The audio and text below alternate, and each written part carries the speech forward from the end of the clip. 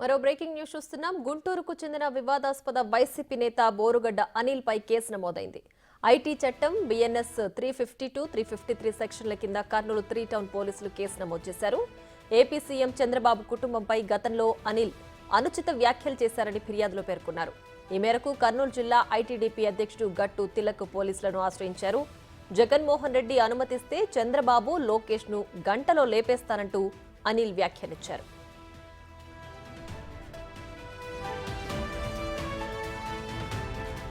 ఇక మరింత సమాచారం మా ప్రతినిధి శ్రీరామ్ ఫోన్ లైన్ లో అందించడానికి సిద్ధంగా ఉన్నారు. Sriram, over to you.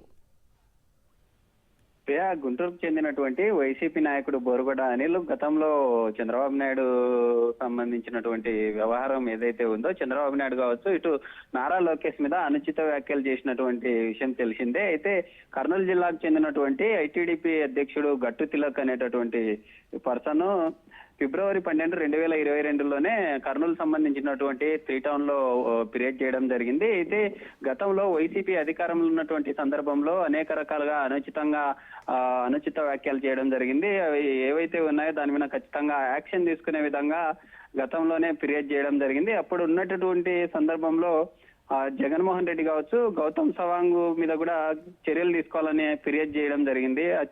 దానికి సంబంధించి అందులో ప్రధానంగా 352, 353 సెక్షన్ల కింద కూడా కేసులు నమోదు చేయాలంటూ 3 టౌన్ లో ఫిర్యాదు చేసినట్లుగా కూడా తెలుస్తోంది. Right Sriram, thanks for the updates.